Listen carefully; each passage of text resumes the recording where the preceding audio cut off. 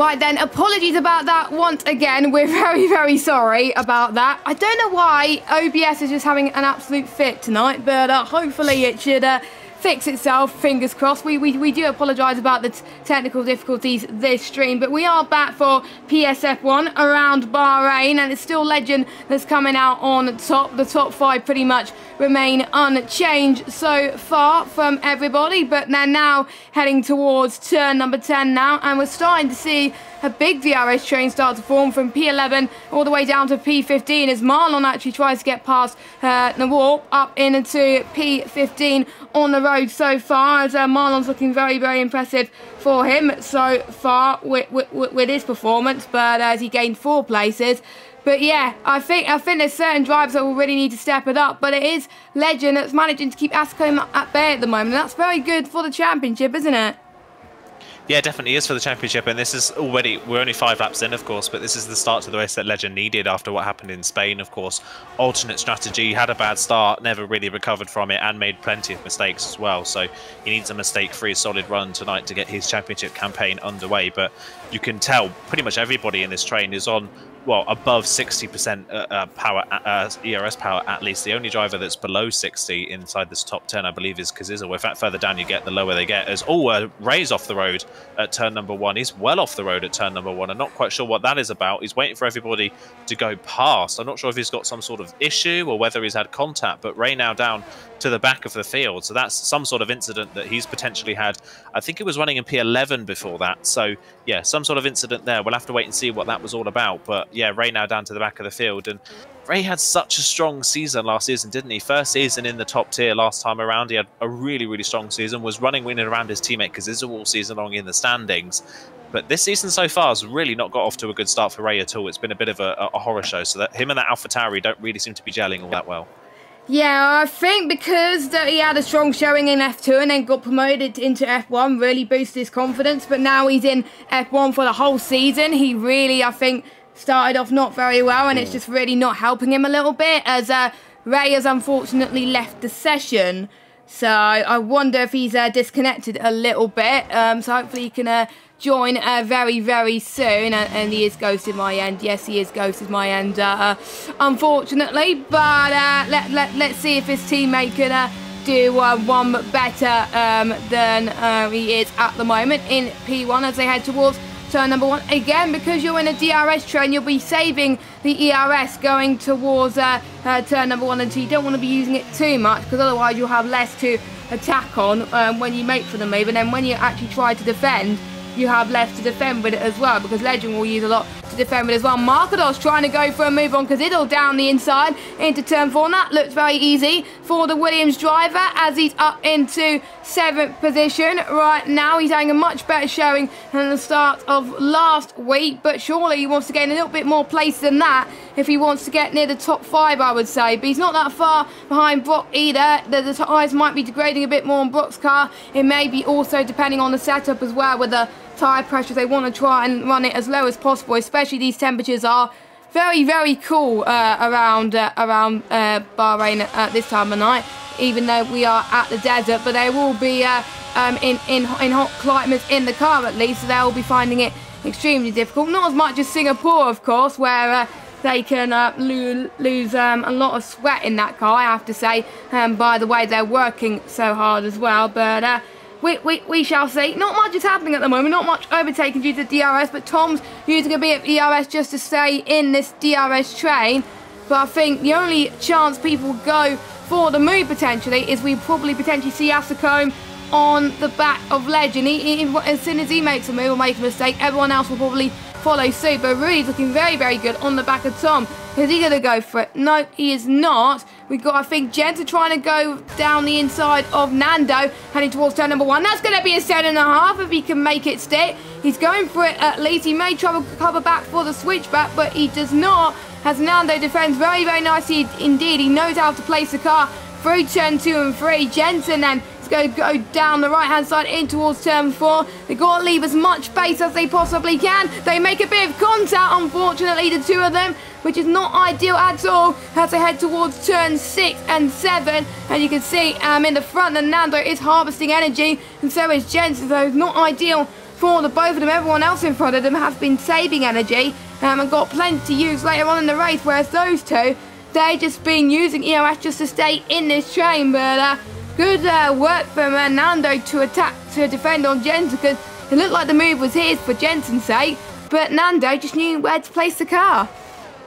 Yeah, solid defence in there from Nando. We didn't fly all over the road trying to defend it. He knew we could get a better run around the outside and decided to use that rather than driving all around and darting all over the place trying to find the inside line. So solid defensive driving there from Nando, but you can tell Nando and Jensen are pushing so hard at the moment and using up so much ERS to stay in this train. So the second they drop out of DRS range, which Nando is about to do right now, you fear they're just going to get dropped from this train, aren't you? Because they're really struggling to keep up with the drivers in front. We've just seen it with Nawarp Marlon. They've just dropped out of the train a couple of laps ago, and we've seen how far they've fallen back. In fact, they've fallen back so far that Elia now, after that early spin, has nearly recaught them again. So Nawarp and Marlon just keep falling further back. Jensen now down the inside, much further down the inside than he was the previous time around, and gets the move done. But Nando will get the DRS range back towards turn 4. So does he decide to fight it and come back at the Aston Martin driver? He's got the DRS open, but he doesn't look like he wants to go for any move. Jensen kind of feigns to the inside line just to defend any sort of movement, but Nando doesn't go for it. Jensen's through and into 12th, but they're already now 1.5 seconds off the back of Louis. So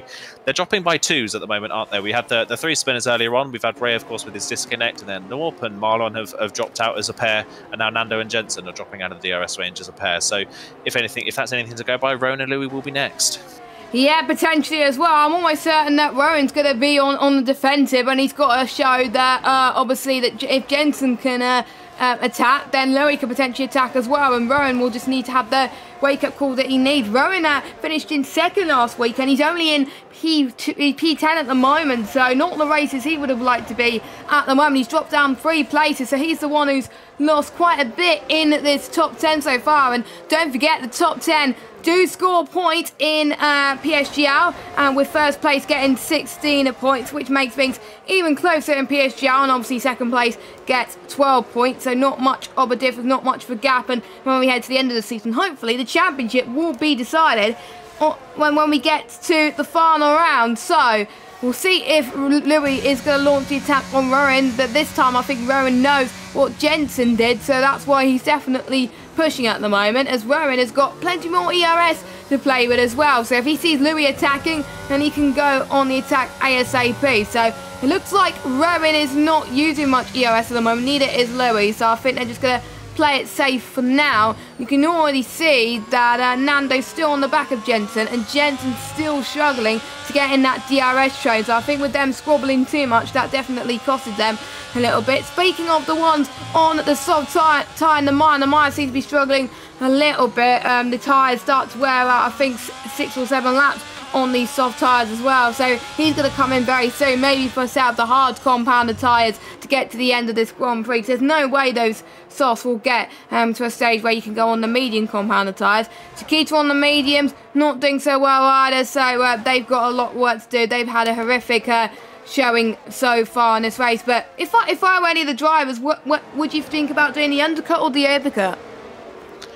It's hard to say. I think either way is a good shout, but I think with how, considering Jensen now with no ERS is back in DRS range of Louis, that goes to show that everybody in this field is really playing it safe. They're not pushing at all. Really, I mean, at the front of the field, Legend has 90% ERS, and Asacom has even more than that. So the front of the field really are not pushing it at the moment. They are keeping it very calm. They're not using their ERS. They're not going anywhere near as fast as they potentially could. So I think if you can get to maybe lap 16, maybe even 15 if you're feeling brave, pit for a set of mediums and do the undercut, you could be massively faster than this train. If you're someone maybe like Rowan, who's not had the best of starts like you mentioned earlier on, and he wants to get a bit further up, if he pits at 15 and really pushes on his outlap on the medium compound tyres, with how slow this train is, he could gain 3 or 4 places in a lap. So there's definitely potential in doing the undercut. The only problem is you don't want to do too big of an undercut, because as we've seen Maya pitting now on the soft compound tyres, the tyre wear is quite large around this track. While they're on the hards right now, the tyre wear is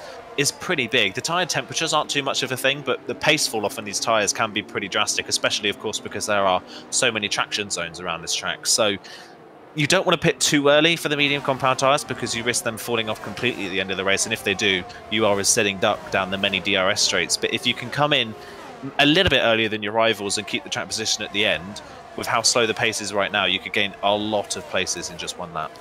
Yeah, I have to say it was a similar situation for some of the drivers in real life as well. Some drivers thought that the undercut worked very well, but towards the end of the race, there were certain drivers that pitted a bit later that were able to close in a little bit more. But again, track position was key, so they were able to stay ahead from some of these guys as well. But we had a very great battle between the two Ferraris, didn't we, as well, at the end of the Bahrain Grand Prix. And obviously we had reliability problems from the Red Bulls, which was a bit of a shame. But we're seeing, I think, the likes of Markados trying to defend from Brott there as well. Brott on the attack and heading towards turn 2 and 3. All a bit squirmy there from Brott there as we head through there. As Markados see if he can try and get a better line then through 4. He's got the DRS at least, but I think Brock just had the better edge there at the moment. I don't think Markados is going to have the bravery to go around the outside there into 5 and 6. But maybe for the next DRS straight, potentially, he could be very, very brave as well. We will see, but those two are having a nice scrap. Brock having a much better race than last time out. Obviously, both Mercedes in the top 6 this time. Obviously, we were speaking earlier on that we had 9 out of 10 different manufacturers in the top 10 last week. This week, we're seeing definitely a different story. We've got 2 Williams in the top 10. We've got 2 Mercedes in the top 10 as well. 2 McLarens in the top 10 as well. Then we got Ferrari and AlphaTauri and stuff like that. So we've got more people that got both their cars in the top 10 than not, to be honest. I think the only ones are not in the top 10 are the likes of, obviously, the Haas team and Alfa Romeo. And obviously we got Aston Martin now just in the brink of the top 10 right now as well. And who knows, there could be a safety car that could get to the end. And there's always a risk with safety cars. Well, by not starting on the hard, you'll be disadvantaged. But it looks like if they pit now, even if there is a safety car, they should be absolutely fine. Nobody's able to go for a move yet, but Louis is thinking about a very aggressive undercut, it seems, doesn't it? He's going into the pits. Surely that's going to be for set up the medium compounder tyres. Yes, it is for medium compounder tyres. Will it last to the end? It's a bit of touch and go, but it's a very good pit stop from the Alpine crew. Nicely timed from them, so he comes out, and hopefully he's not going to come out in traffic. I don't think he will be. He's going to have Ray, I think, in his mirrors as well. Apart from that, he's going to have some good clear air in front of him, so he's able to try and find some pace potentially as well. But it might be too early for him. I was expecting lap 14, 15, but no, Louis going now. So we'll see if it pays off for him. If not, this may turn out to be a disaster, but let's hope Louis proves us wrong. Yeah, I think it's a bit of a gamble here from running P11 just outside of the points positions at the back of the train, wanting to try something a bit different. But the end of lap 12, that's 17 laps on a set of medium compound tyres when you've only done 12 on the hards. I think that's a stretch too far for Louis, and I think he's going to plummet through the field later on in this race unless we get some sort of late safety car that he can benefit from. But I can understand why he's wanted to try this, but I don't think it's really going to pay that much dividends. And if I'm completely honest, I don't see a lot of these drivers reacting to that either. I think a lot of drivers are smart enough to know that those tyres are not going to get to the end of the race with a lot of pace in them, so they can just stay out a bit longer and not have to worry about the Alpine later on in this race. We'll see if anybody does decide to pit. Nobody inside the top 8, I believe, has pitted, but Rowan has decided to pit from P10. So he was the one I suggested would come in for that early stop. End of lap 13, again, I think is still very early. I think he's still potentially going to be under risk later on, especially if we see some of these drivers stay out to about lap maybe 16 or 17. You could see them be a lot faster later on. So yeah, still early for both of these drivers, so we'll see what they can do. Elia, to me, is the only one that makes sense being this early. Oh, who's at the spun? Asacombe's gone round. Asacombe is round. Has he got damage? No, he's made a mistake. He spun on his own, it looks like. Or did he get tangled up? We got Rudy's in the lead. So I wonder if he's got tangled up with Legend sometime when they were battling as well. Sorry to miss that. But we got Rudy in P1, Fabi in P2. And we've got the likes of Legend, who are just and be caught napping with Asacombe, and they're both out of position at the moment. Wow. That is absolutely going for them. And we've got a new race leader at the moment of Rudy. And we got Fabi fighting for the race win as well. This race has definitely topped on its head. We got Markados in P4, and he's right on the back of Legend. So I wonder if Legend's tyres are really, really hot right now. And Markados is just at the right window. Will Legend take the opportunity to pit now while they still can? And speaking of pit stops, the overcut worked for Rowan quite perfectly as he went out ahead of Louis and Markados. Oh, he was thinking about doing the dummy there. Don't think you were meant to do that. Tom is going in at least, and Frankie is going in as well. So they're going to come in for their pit stops, and they'll be going on to the medium tyres as well. Well, to be fair, Ascombe was lucky he didn't get any damage from that, any visible damage at least at the moment. But I would have liked to see from their POVs what happened, because surely it would have involved both of them, with the likes of Rudy now leading this race. Yeah, that is so bizarre. We were talking about pit stops because nothing at the front. Oh, as out of the pit lane becomes Frankie straight into the side of Rowan's Aston Martin, and Louis is going to pick him off as well, and Louis is going to have a run now, I think, on Rowan because of that. But that was an unsafe rejoin from the pit lane there from Frankie, just on cold tyres, sending it down the inside of the Aston Martin. Now goes Louis down the inside of turn 4, but Rowan's going to switch back that one and not really give the Alpine a lot of room on the exit. They're still side by side into 6, but Louis has to back out of that one this time around. But is he going to try and move maybe into turn 8? He's going to think about the outside line, but that's not really ever going to work. He's going to try the switch back for 9 and 10, but he gets on the curb on the inside and doesn't get the run. But yeah, as I was saying, nothing was really happening at the front of the field. So we were talking about pit strategies, and then all of a sudden, Ascombe and Legend seem to have crashed into each other while racing each other all of a sudden, when they weren't racing each other at any point before that. And Tom, unfortunately, got caught up in the aftermath. I don't know if he had to avoid the incident or something, but he dropped 4 places in all of that as well, which is why Rudy now leads this race all of a sudden. Rudy must be thinking Christmas has come early, as in comes Fabi into the pits from 2nd place. Brock and Kazizel are also in, as well as Jensen. So we've got the majority of our top drivers now into the pit lane. Now, I think that's a smart call from Fabi now. I think these tyres from here on out shouldn't be too bad towards the end of the race. And if he's in 2nd, great opportunity for Fabi to be leading this race going into the second half. So, yeah, one corner that we completely missed because nothing was happening before that, and it's completely changed the complexion of this race now. So I haven't got a clue what is going to happen beyond this. It's going to be a very interesting race. But yeah, Rowan coming out of the pit lane, considering it's a 2-lap undercut for Rowan, he's not gained a lot at all. He's behind Kazizel still. Of course, he's passed the likes of Tom and Frankie because they were caught up in that little excursion. But Rowan is still only just ahead of his teammates. So they've not really gained much from that, as I think Elia has spun again. Yeah, Elia's gone around again at turn 2. So Haas's race goes from bad to worse. Yeah, unfortunate for Elliot there as well, as there's some yellow flags there in the distance as well. So it won't be surprising that he will struggle towards the end of that race. Nikita's in for a set of the medium compounder tyres as well. But I wonder what Rudy is thinking now that Fabi has pitted. Now, we know that obviously Rudy and Legend are quite quick. Maybe they would use each other for a little bit of slipstream. I know they are in the same esports team, but they're on different manufacturers as well. So I wonder what they're going to be thinking in terms of them in the past. Will they be helping their own esports compatriot ours? I believe both of them going to the pit lane onto a set of the medium tyres. I'm sure everybody else will follow suit. Yes, Markados follows suit as well. Ascombe stays out and takes back the lead of the race, but not the net race lead, of course, because he's yet to stop. I think he's the only one yet to stop. So we'll keep an eye on Fabi. He's going through the final corner now, and we'll keep an eye on Rudy as he heads towards the exit of the pit lane. It's going to be closer than we thought with the likes of Fabi and Rudy. It may be, I think, the same gap as before. I think Rudy will be in the lead of this race. Yes, he will, but Fabi's a lot closer than he was before, so that overcut worked quite well for Fabi, and he could actually take the race lead from Rudy down. He goes to the left-hand side on turn number 4 as well, and then he goes round the outside of Rudy, and he's going to take the lead of the Grand Prix. Yes, he does. So Fabi, with the undercut that he was looking for on the warmer tyres, takes the lead of the Bahrain Grand Prix whilst Rudy's warming his tyres. Excellent stuff so far. Well, he's your net race leader because Ascombe is obviously leading at the moment, but he's got to make sure he increases that gap so he can make sure he stays in the lead when Ascombe pits as well. Ascombe's got to lose a lot of time, by the way, when he comes into the pits, but wow, Fabi must have a new lease of life in the second half of this game cycle, because it didn't look like it at the first half of the game cycle in season 31. He must be loving this game, and he did say he wanted a podium. He said on Twitter to me, I think a few weeks ago, I think after I was interviewing the likes of Rudy, he was like, you better be interviewing me at some point. Maybe this could be the night.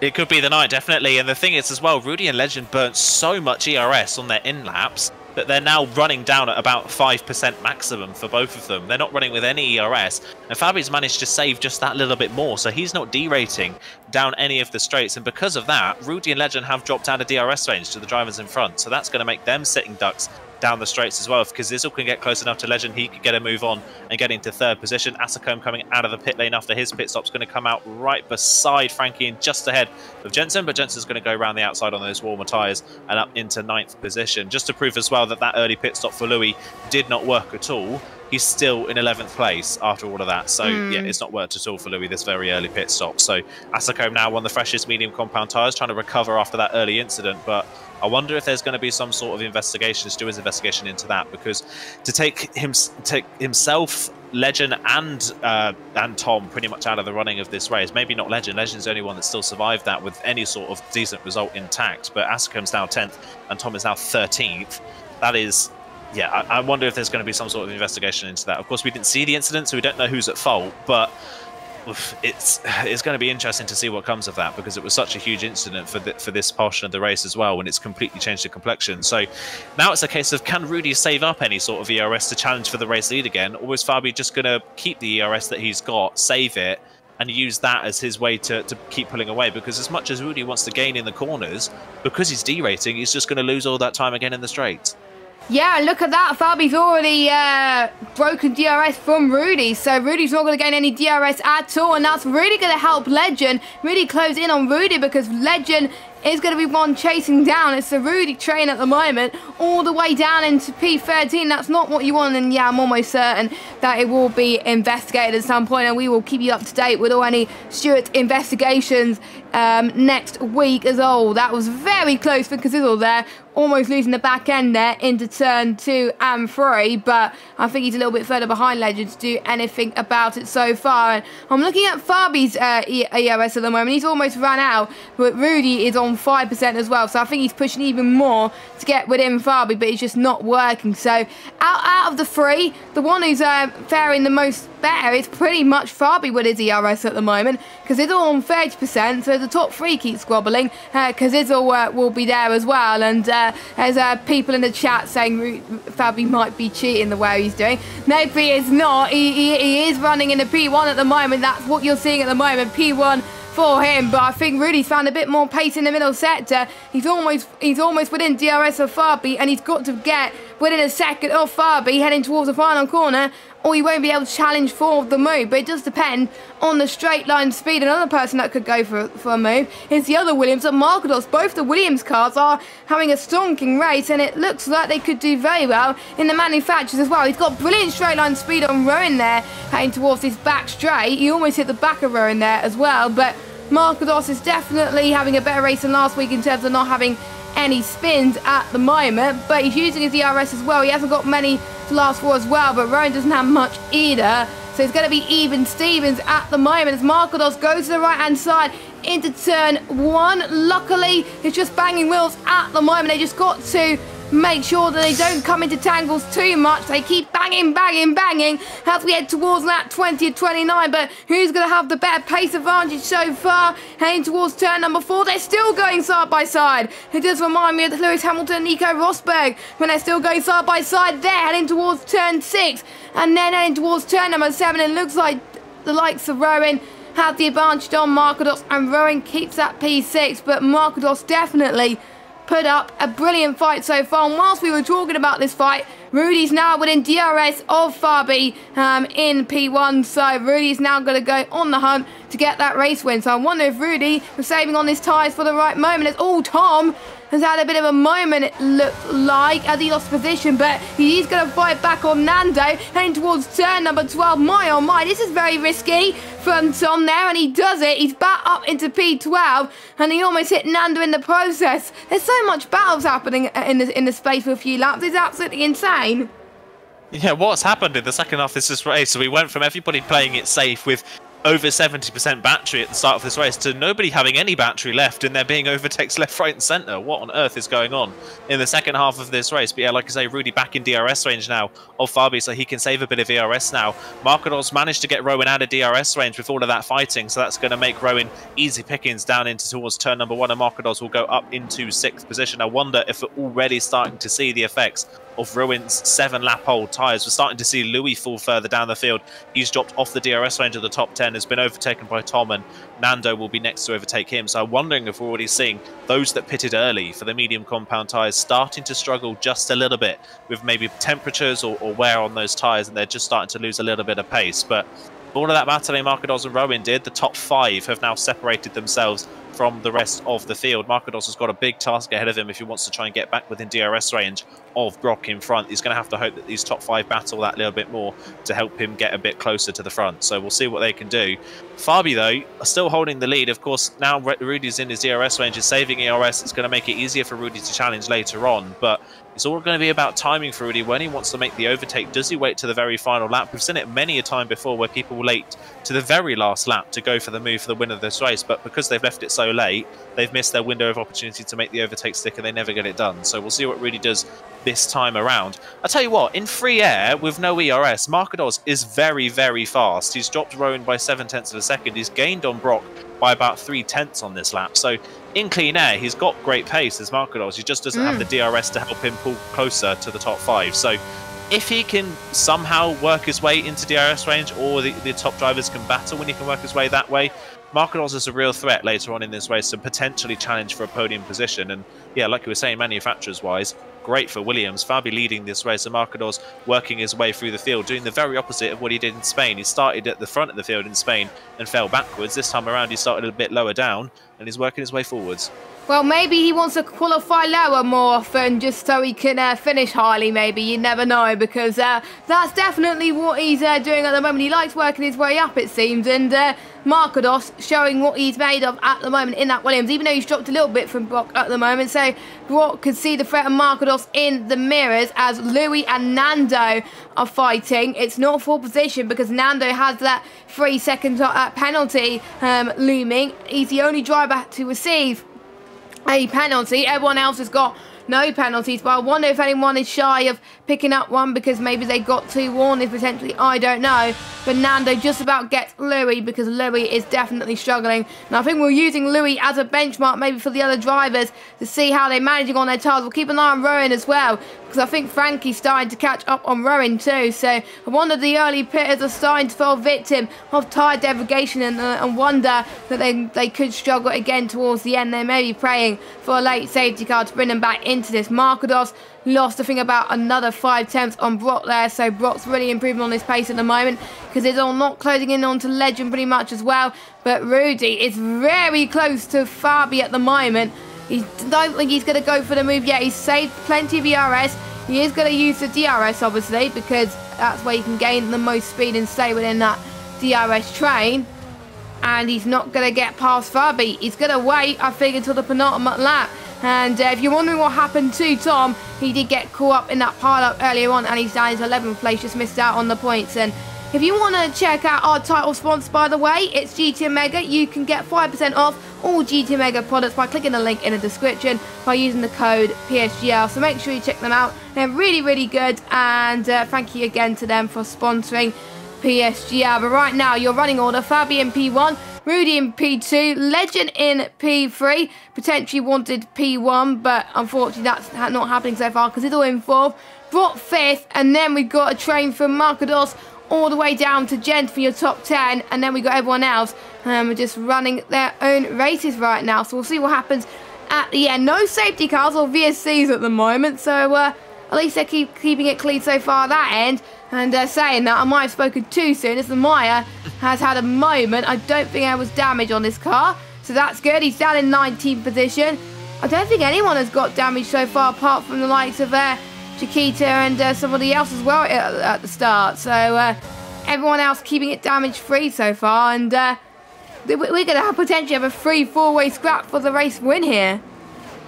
Potentially, oh yeah, another person to keep an eye on is Asacombe coming back through the field now, trying to go around the outside of Frankie at turn number 1, which will become the inside for 2, and he should get that move done fairly easily, should the AlphaTauri. Bit fresher tyres, of course. Oh, he has a big snap on the exit of turn 3, and that's going to allow Frankie a run back down the inside in towards turn number 4. Frankie's going to be late on the brakes. Asacombe gives him some space. Frankie's going to try and return the favour on the exit and give him the space, but Asacombe, almost forced off the road, is going to try and go around the outside of turn number 6 into the inside of 7. Asacombe gets the move done. aggressive but fair racing between the two of them. But Frankie, that wasn't smart from Frankie No. there, diving down the inside of turn number 8 and shoving Facecam completely off the road. That's going to allow Jensen to have a run now on the McLaren, and Frankie can't holds onto the place for the time being. But yeah, that was silly. It was fair. It was all fair and square up until that point, and then yeah, just a bit of a desperate dive there from Frankie down the inside of Facecam, forces Facecam back down to 10th, and all the places he just gained in the last couple of laps is gone. And Frankie, of course, with that move, has dropped out of the DRS way into the drivers in front. So yeah, I think that's only going to hurt him later on in this race. And Facecam, if that first incident wasn't of his own fault, was of somebody else's fault, then Facecam's going to feel very hard done by after this race, because that was a bit of an unfair move there from McLaren. Yeah, it was. I'm almost certain that Frankie's going to get penalised for that, unfortunately, and it's not going to help Facecam's cause as well. It's not going to help the championship, with Rudy getting 2 podiums so far in a row, all things considered, because obviously he got 3rd last week. He's getting a 2nd this week. He could be leading the championship going into the 3rd round, which will be great to see, as unfortunately we have a retirement in the pit lane, and they are encouraged to obviously do the whole race, but Noah has had a bad race so far, so he's decided to give up. But at least he's done the right thing and not retired on track. But meanwhile, we got Jensen, who is really on attack from Frankie once again. This could be not ready for position, obviously, if Frankie gets a penalty, but Jensen's got to pretend, obviously, that Frankie may not get a penalty. We also got Rowan fighting with the likes of Marcos as well, so I wonder if Marcos is struggling with his tyres as well, so that could be interesting to see as well. And I believe we got Namai and Ray fighting in the background as well, 2 of the sister teams with AlphaTauri and Red Bull fighting in the background, which is really, really great to see at the moment. Let your predictions be known in the chat. Is Fabi going to win? Is Rudy going to win? Is Ledger going to win? Or is it somebody else? You never know. Like we saw earlier on in the race, we could see someone who was 4th, which was Fabi, go on to take the lead. We could see the likes of Cazidle. So Cazidle is in a very prime position right now. Same with Brock. If any of the top 3 make a mistake, Cazidle and Brock could pounce and maybe get 1 and 2. But anything can happen. We're about to approach lap 26. Fabi's increased the gap even more. I'm starting to wonder if Rudy's going to ever get the move done on Fabi.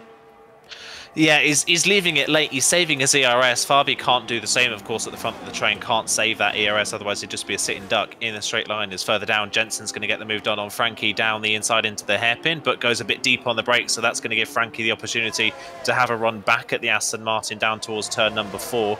Knowing Frankie, he'll definitely have a go for it if he can get close enough, but I don't think he's close enough to the Aston Martin down to turn 4. No, he's not. Jensen up into 8th place. So solid race from Jensen, considering he didn't set a valid lap at all in qualifying and started this race in 18th. It's been a good recovery drive from Jensen up into P8 so far. Fairly inconspicuous, not had all the pace it seems, but has picked off places one by one as and when he can, and now running solidly inside the midpoint, the points. So yeah, not a bad race so far from Jensen, considering how badly qualifying went. But yeah, just keeping an eye on Rudy. He is, of course, saving ERS at this point in the race, I think, for an attack later on, maybe in 2 laps' time, but Fabi's not exactly under masses of pressure at the moment. He's keeping it about 5 or 6 tenths in the middle part of the lap. It's not as if Rudy is swarming all over the back of Fabi and it's just a matter of time. It's a case of Rudy's going to have to be at least close enough to Fabi to be able to use that ERS to get closer. So it's going to be interesting. It's definitely going to be interesting to see what these drivers do in their battle and how late Rudy decides to leave it. Because, of course, if he goes for it now, there's every opportunity Fabi could come back at him. But if he leaves it too late, then he could miss his opportunity and never get the overtake done. So, yeah, we'll see what he can do. But yeah, I think he might be going for the move now, actually. Yeah, he is. He's going to go down the inside. That was a bit of a late move there from Fabi, but Rudy down the inside should get the move done. Fabi's going to try and hang it round the outside and have the inside for turn number 2 if he can hold on to it, and he does. They're still side by side on the second straight, but Rudy's going to have the DRS down towards turn number 4, and that should put him ahead of the Williams, and it does. Rudy is up into 1st position. Fabi down to 2nd, but crucially for Fabi, he's managed to stay ahead of Legend. So if Fabi can leave it another lap, he can save up a little bit more ERS and re-attack Rudy for the win of this race. Bring it on, Rudy. That was absolutely incredible move that he was going for right now for the lead of this race. He left it at the perfect opportunity, but maybe he should have left it at the penultimate lap as well, because Fabi has potentially a few more opportunities to try and get the move done on Rudy, and also Legend as well. So, you know, I mean, we'll see how it goes towards the end of the race, but I think Rudy may have done it just a little bit too early. But if this does work for him, then Rudy could be on course for the first win of the season, and we could have 2 winners from 2 races, which will be great to see as well. And Rudy obviously winning last season as well, a few races, so he's looking to add another win to his tally so far, but this time he will be leading the Drivers' Championship. I don't think they'll be leading the manufacturers. I believe that will belong to the likes of the Williams team, because they have both their cars in at the top 10, both Aston Martins in the top 10 as well. Fabi not pushing too much, but the person that is pushing is Legend. Legend's going to now go on the attack now and do the same move as what Rudy did as well. As all were caught napping a little bit as well, as Fabi goes to the left-hand side. He's trying to go for a different route because it didn't work last time out, and that's really going to help Rudy out with those two squabbling a little bit there as well. But Legend looks like he's going to get P2 from Fabi, and yes, he is. And now Fabi is being left to dust because he's now got Zizzle all over the back of him as well. So the ones on the fresher tyres, Legend and Rudy, have both overtaken Fabi, and Rudy's now broke a DRS on both of them. So this is really helping Rudy, but it's not helping the likes of Legend or Fabi, who wants to get this race win. I think this is Rudy's to lose at this rate, because Rudy has definitely pulled all the right stuff at all the right places, and Legend's now starting to pull away from Fabi, because Zizzle could still P3 from Fabi. I think we can see an exciting end to this Grand Prix, and make sure you stay tuned. Yeah, it's going to be very exciting for this final lap, but I think that little battle there between Legend and Fabi could have just solidified Rudy this race win. I think no ERS for either of them. Legend is in DRS range, but with no ERS being 9/10 back, he's not going to get anywhere near close enough down the pit straight to make a move. So I think Rudy's got this one in the bag if he keeps it clean on this final lap. That was an aggressive move from Legend down the inside, so late on the brakes, just got it stopped. Kind of didn't leave Fabi a lot of room, but it was fair enough, I guess. He was on the curb, Fabi. It was almost completely off the track that he was forced. As further down, Rowan gets back past Marcados for P6 on the road, so he's up now inside the top 6 once again on those old tyres. So they've actually survived not too bad, as Marcados hits the back of Rowan actually at turn 1, and they make a bit of contact, but smartly for Marcados, he backs off of it and doesn't re-overtake the Aston Martin. So that's fair sportsmanship there for Marcados to not go for the move after that contact. And as predicted, Legend was nowhere near close enough down the first 2 DRS straights. I think if Rudy keeps it clean, he's got this one in the bag, and it'll be his first win of the season and the championship lead, of course, as well. And it's a solid drive as well from Legend. Obviously not the result he would have wanted if it stays like this, but it's still a P2, and compared to Spain, that is a massive improvement. Yes, a very massive improvement for him, and it just shows that one race doesn't define your whole season, and that's what Legend's got proving here today as well. But Rudy driving absolutely phenomenally today as well. The same with Sizzle as well. Shame about Fabi there as well. Could have been the race win for him, but still, a podium could still be his as well, and that will still be a very great achievement. 2 really great point finishes in a row for him. We're keeping an eye on the fuel usage as well as they head towards the final sector for the final time. And really doesn't even need to use the ERS, because he knows that the straight line speed he's got, he will stay ahead of Legend, but he's going to use it for the fun anyway, as there's yellow flag and there's Alpine that's been it, but Rudy came across the line and he wins in Bahrain to take the second win of the season.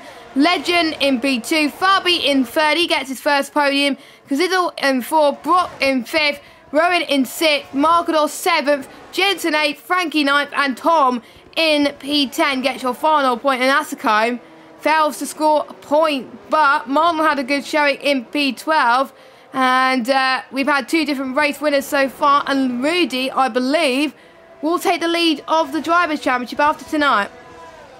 He will, yeah, with that 3rd place finish in Spain, of course. Only podium finisher in Spain to repeat a podium here in Bahrain. So great start to the season for Rudy. 2 podiums in 2 races. We obviously don't know the circumstances of what happened in that earlier incident between Legend Asacombe and Tom. We're not sure of what happened there, but if it wasn't of Asacombe's fault, that first incident, I do feel very bad for Asacombe in this race, because he had a great shot of winning this race.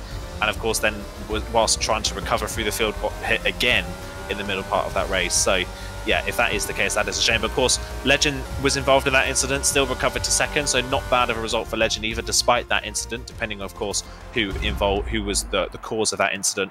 Tom only recovering to 10th after that as well. So 3 drivers that were running in the top 3 earlier on in this race, and only one of them ended up there. Legend stayed in the top 3, the other 2 10th and 11th, and yeah. If that earlier incident wasn't Asacombe's fault, I'd be slightly aggrieved by that race. Nothing really ever went his way after that start, and it's just not. It's a bit of a shame to see his race end like that. But either way, what a drive from Rudy. Again, fairly inconspicuous in the first half of the race, but when it counted, he had the pace, and it's a brilliant result. Great comeback from Legend after Spain. And Fabi, what an opening to his season, considering how season 31 went for Fabi. He was kind of down the back, under threat of dropping down a division for the majority of the season. It's been a really, really strong start to the season for the Williams driver. He has, and surely, if he keeps consistency up, maybe he could challenge for the top 3 in the championship, and that will be amazing. Jensen had a very good race from 18th to 3rd. Frankie gets his first point of the season as well, so that's brilliant for him as well. But we'll go through your results then. Rudy, Legend, Fabi, your top 3. Then we got Consider in 4th, Brock in 5th, Rowan in 6th, Marcados in 7th, Jensen 8th, Frankie 9th, Tom in 10th, Ascom 11th. Then we got Marlon, Nando, Elia, Louis, Chiquita, Namaya, Ray are your finishers, and your retirements. There's only 2 retirements of Ray and Nara. No retirements due to damage, believe it or not. Both of those retirements were in the pit lane. So there we go. Most of the drivers keeping it clean. There wasn't that much damage either as well, which was great to see. Obviously, apart from Rudy and Fabi, maybe potentially, who was your driver of the day? Oh, it's going to be difficult to pick one, I think, because a lot of my early drivers that I would have said for driver of the day ended up not having a good result. So it's hard to say. I think I'm going to have to give my driver of the day to Fabi, personally. I think a performance like that from Rudy, we kind of come to expect, I feel like, from Rudy is for him to be at the front. A race win is a race win. It's a brilliant result. But I think just in context of how previous seasons have gone for Fabi and how it's not been the best of times in PSGL for the last couple of seasons, at least for Fabi. He's not had the best of results as of recently. That is a brilliant result for him. So I feel like that's kind of the best we've seen from Fabi for a long time. So hopefully he can continue that run of performance, and that's why I'd give him my driver of the day. Even though he did lead, of course, and lost that lead towards the end, I still think it was a brilliant result. So I would give Fabi driver of the day today. I think I have to agree as well. Fabi, he wasn't expected to be there. Was consistently in the top 5 all race, and he capitalised on other people making mistakes. And sometimes you've got to do that. Sometimes if you see your rivals crashing out, you've got to think of ways to capitalise, and exactly what he did. So Fabi, brilliant job. I have to say, Rudy, impressive performance for him to take the win as well, and he gets an honourable mention as well. Hopefully we'll be able to speak to people in the interview box, and I'm not surprised to see a certain person in the interview room, because he said he wants an interview today. So I will see if I can drag him into the interview room. The man who got his first podium this season, was fighting for the win a few times in the race as well. We got Fabi in the commentary box. Fabi, can you hear us? Yeah, you scared the shit out of me. Sorry. Massive congratulations on your podium. Just missed out on the win there, but another impressive performance for you. Tell us how your race went from your perspective. It went really well. Gained 1 position at the start, and just keep up in the S train. Then something happened in the front with Arce from Milton, I believe, and then I was P2 before the pit stops. Did an undercut against Rudy and managed the gap very well, but I think some small tiny mistakes make difference, and he catches up again in DRS and TF setups like last race in Spain. They're very fast on the straights, and they couldn't defend against Rudy, and Leighton the same, maybe a bit pushing off track. I don't know, I'm not sure. I have to rewatch my clip, but anyway, congrats to Rudy and Leighton to their win and podium. Now, obviously, last season hasn't been the best compared to obviously the start of this season. What do you think has changed your mindset? Because you had 2 strong races in a row. Do you think you're probably used to the game more, or do you think the calendar suits more to your liking? I don't know, to be honest. I now have 60 points, more than half than last season. I don't know. I think it's just quality performance. Now I did a really good, I did a decent lap for P6, I believe, and yeah, I'm just